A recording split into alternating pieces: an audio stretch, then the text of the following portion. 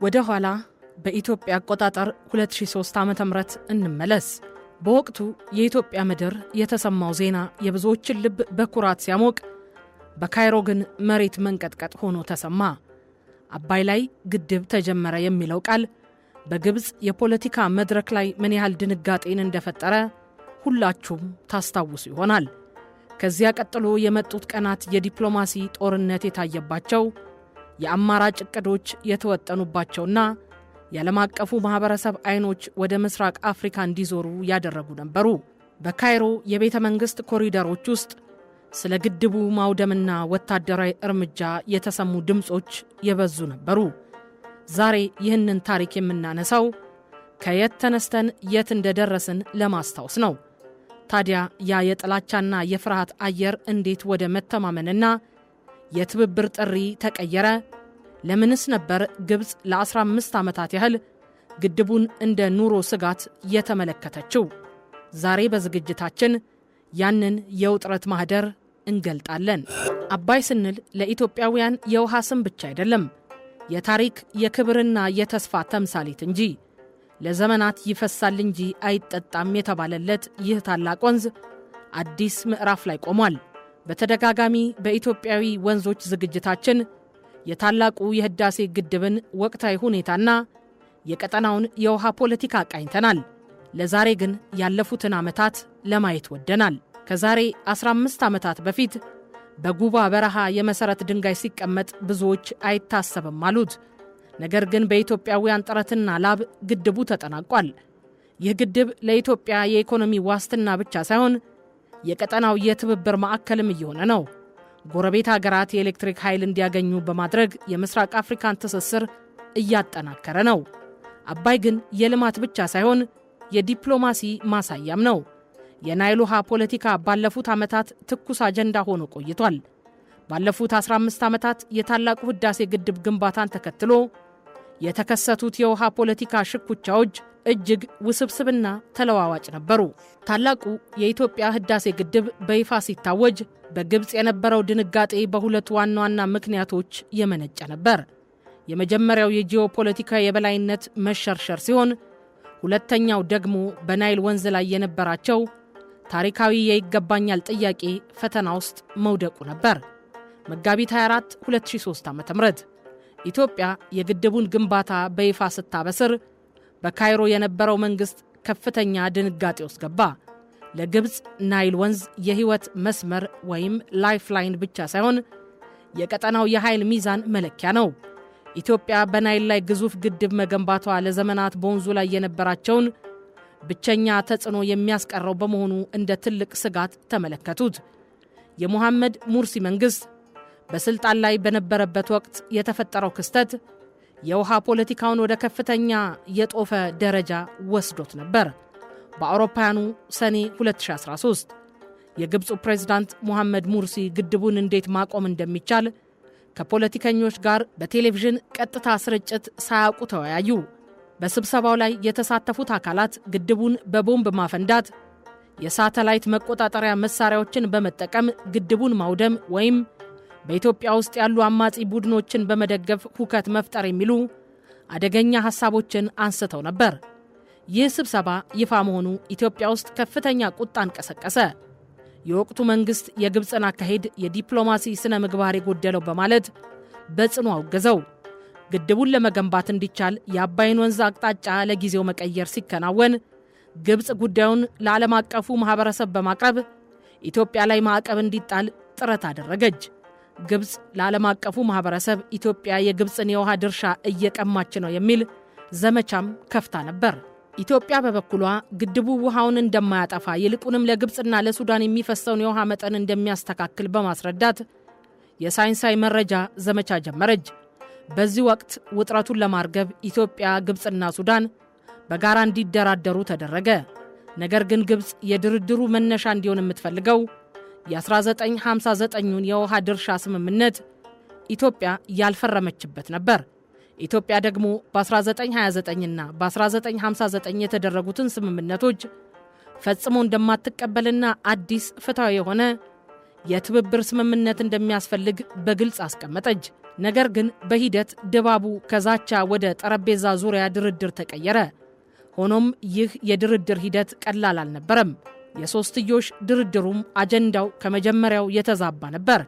ኢትዮጵያ በአንድ በኩል ግድቡን በከፍተኛ ፍጥነት ትገነባለች፣ በሌላ በኩል ደግሞ ከግብፅና ከሱዳን ጋር የቃላት ጦርነት ውስጥ ትገባለች። በዚህ ወቅት ነበር የመግባቢያ መርሆች ወይም ዲክላሬሽን ኦፍ ፕሪንሲፕልስ የተፈረሙት።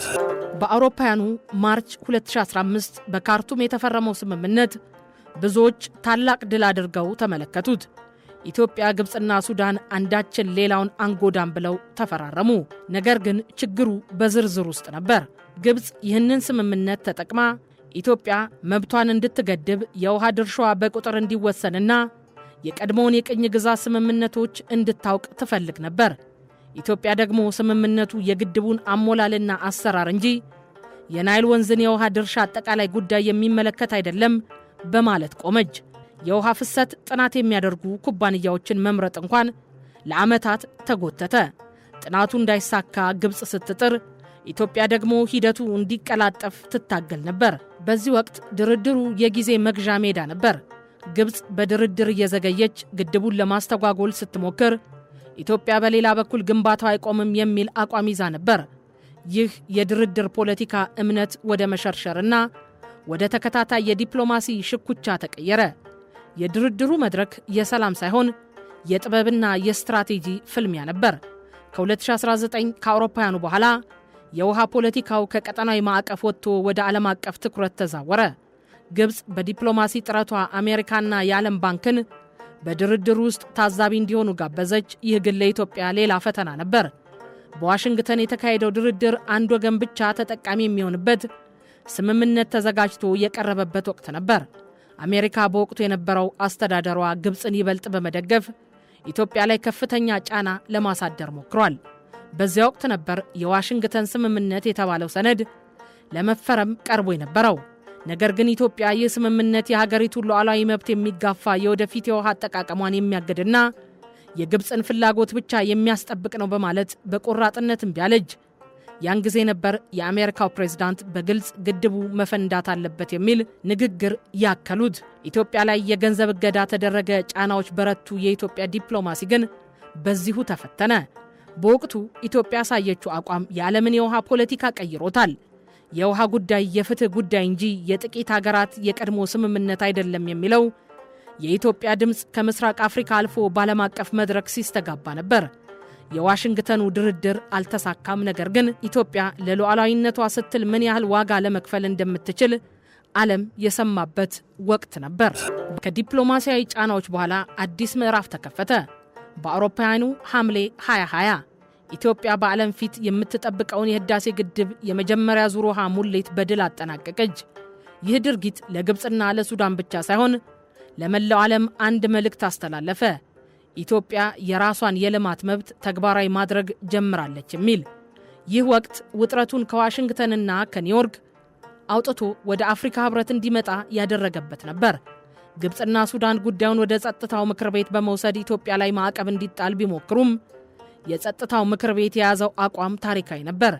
የአፍሪካ ችግሮች በአፍሪካ መፍትሄ ያገኛሉ የሚል። የአፍሪካ ህብረት ድርድሩን በበላይነት እንዲመራ ሲወሰን ኢትዮጵያ በነበረችበት አቋም ጸናች። ሆኖም በዚህ ወቅት ሱዳን ከግብፅ ጋር በመወገን ድምጿን አሰማች። የግዴታ ስምምነት የሚል አዲስ ቋንቋ በድርድር ውስጥ ጎልቶ ወጣ።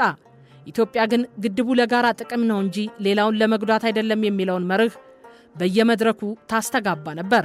ለ4 ተከታታይ ዓመታት ኢትዮጵያ በየዓመቱ የውሃ ሙሌቷን ስታካሄድ ዓለም በዝምታ ተመለከታት። የውሃው ፖለቲካ ከፉክክር ወደ እውነታ ተቀይሯል። ግድቡ አሁን የኃይል ማመንጫ ብቻ ሳይሆን የምስራቅ አፍሪካን የኤሌክትሪክ ትስስር የሚመራ የልማት ምሰሶ ነው። ከ15 ዓመታት የዲፕሎማሲ ፍልሚያ በኋላ ዛሬ ላይ የምንገኝበት ምዕራፍ የናይል ወንዝ ታሪክ ዳግም የተጻፈበት ነው። ኢትዮጵያና ሌሎች የተፋሰሱ ሀገራት በጋራ ተቀብለው ወደ ሥራ የገቡት የናይል ተፋሰስ የትብብር ማዕቀፍ ስምምነት የቆየውን የውሃ ፖለቲካ ሙሉ በሙሉ ቀይሮታል። ስምምነቱ ለዓመታት የናይልን ውሃ እንደ የጥቂት ሀገራት የግል ንብረት የቆጠሩትን የቅኝ ግዛት ስምምነቶች ወደ ጎን በመተው ውሃው የሁሉም ተፋሰስ ሀገራት የጋራ ሀብት መሆኑን በሕግ ያጸደቀ ነው። የግብፅን የታሪካዊ ድርሻ መከራከሪያ በፍትሃዊና ምክንያታዊ አጠቃቀም መርህ የተካበት ድልም ነው። ግድቡ አሁን ተጠናቋል። ኃይል በማመንጨት ላይ ይገኛል። ለአካባቢው የልማት ብርሃን እየሆነ ነው። የውሃ ፖለቲካው ከጦርነት ወደ ንግድ፣ ከክርክር ወደ የጋራ ጥቅም ተቀይሯል። እርግጥ ነው ግብፅ በቅርቡ ከሶማሊያ ጋር የፈጠረችው ወታደራዊ ትስስር የቀጠናውን የፖለቲካ ሙቀት እንደገና ለመጫር የሚደረግ ሙከራ ነው። ነገር ግን ኢትዮጵያ በጽኑ መሰረት ላይ ቆመች ናት። ለማንም ማስፈራሪያ አልገዛም፣ ነገር ግን በሰላም ለሚመጣ ሁሉ በሬ ክፍት ነው የሚለው የኢትዮጵያ የውጭ ግንኙነት መርህ የህዳሴ ግድቡን የትብብር ማዕከል እያደረገው ነው። የዛሬው አባይ የጥልና የቁጣ ወንዝ አይደለችም። የህዳሴም ግድብ የኢትዮጵያን ትንሣኤ አብሳሪ የምስራቅ አፍሪካን የጋራ እድገት ማገር ነው። 15 ዓመታት የፈጀው ይህ የፖለቲካ ሽኩቻ በመጨረሻው የውሃውን ፍትሃዊነት ያስረገጠ ትምህርት ቤት ነበር። ታላቁ ህዳሴ ግድብ ግንባታው መጠናቀቁም ለኢትዮጵያ አዲስ ፀሐይ መውጫ ነው። በውሃ ፖለቲካ ዙሪያ ያሉ ጥረቶችም በውይይትና በፍትሃዊነት እንደሚፈቱ ተስፋ ይደረጋል። አባይ ግን የልዩነት ሳይሆን የትስስር፣ የጨለማ ሳይሆን የብርሃን ምንጭ ሆኖ ይቀጥላል።